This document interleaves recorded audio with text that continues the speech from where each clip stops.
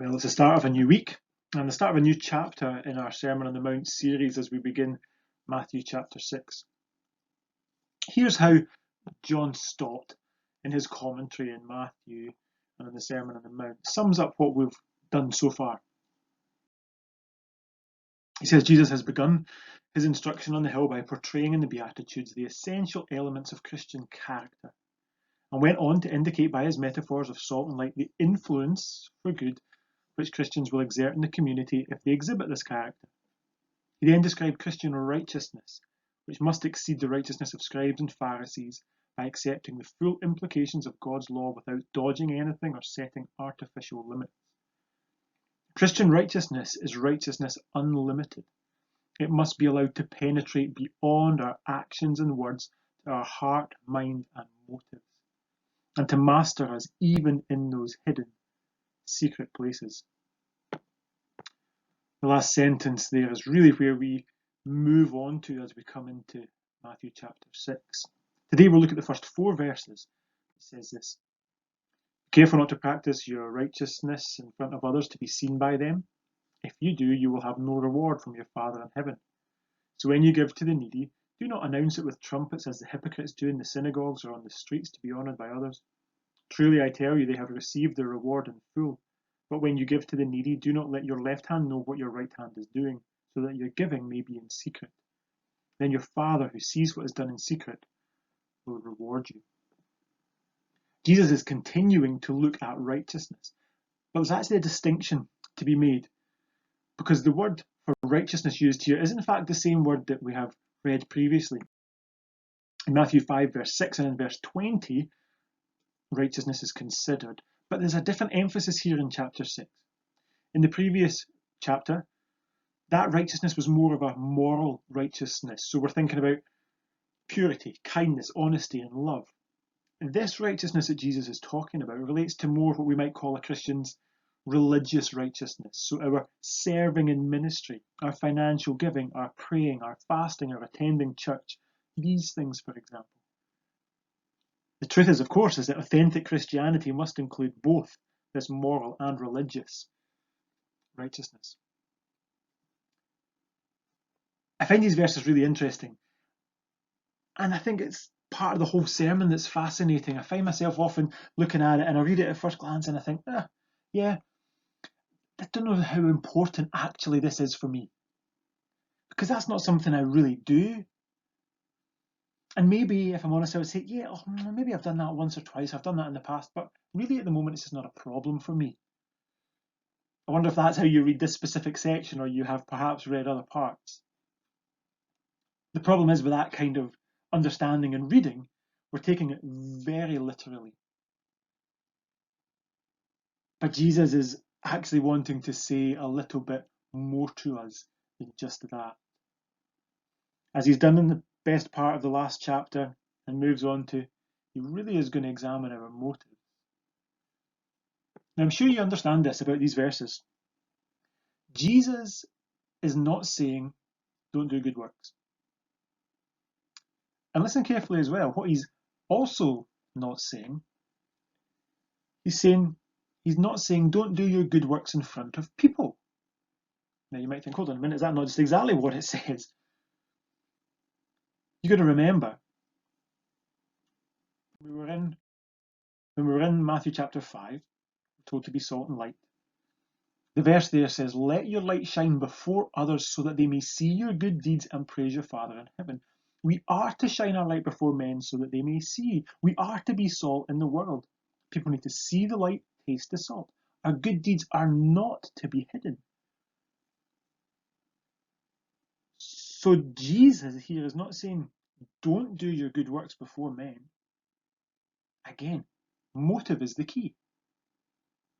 We're not to do our good works in order that, or for the purpose of people seeing and praising us. That is the key. So we can do good works, and as long as it's not for that reason, then that's great, and it might lead to people praising and glorifying God. The problem is when we do it in order to receive praise from men. It's also a problem if we do it so that we might praise ourselves.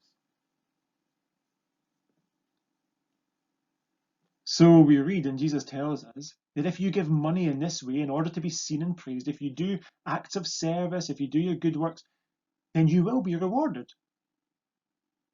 But the problem is you will not be rewarded by God. It's made very plain in these verses. You will get the reward you desire, which is for men to praise you, to think well of you. It's easy just to look past that, but it's actually very stark. You will receive no reward from God if you're doing these things for the sake of men's praise. And so we could ask these kind of questions. Who are you living for? Your good deeds, your acts of service, your attending of church, your giving, and specific as it relates to this passage. Who are these for? This passage says this. We must seek the audience of one. We seek to please God alone in all these things that we do. Our desire must be to glorify Him. And so this is really hard because we're looking at examining our motives here. And I could ask you, why are you serving in whatever ministry you might be serving in, whether it's in church or scripture at school or an outside organisation, parachurch organisation? And I could say, when you give money, who do you give money to? Compassion, the church, other organisations, whoever it could be. Who's it you're doing these things for? And you might say, well, it's for the sake of other people. And that would seem to be a good motive, and it is a good motive. But the problem is we can do things for other people, and actually, it's still for us. You see, we can serve and give to others in order that people might praise us. So people will benefit from what we are doing, but there's going to be no reward for us because we're doing it for our own sake. Or we can do things for others and it can be for the glory of God. And that's the challenge. We really need today to ask God to examine our hearts and let us know the true intent of it. Because Jesus says here, in what sounds an impossible thing, don't let your left hand know what your right hand is doing. Now that can't happen, can it? But his point is this.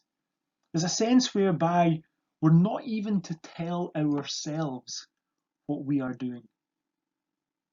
That, again, seems really quite impossible. But I think what he's driving at is saying, yes, we can do it in order that people see us. But actually, so subtle is this sin in giving that we can give, and we can give in secret, we can not display it before men, and yet secretly we can reward ourselves. Say, well done. You've done such a great job there. You're a really generous person. And be quite self-congratulatory. It's so hard to examine our motives. But this is what Jesus would say to us.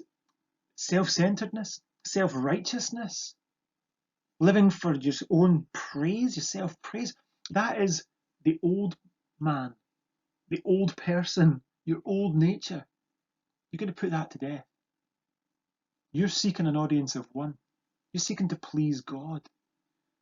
And so you don't congratulate yourself on such a great job. You seek to honour God by giving generously and giving willingly.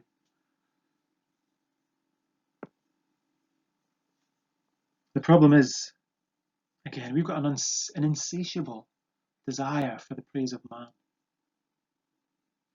So I finished with this, but I think we can give generously. We can actually even give in secret.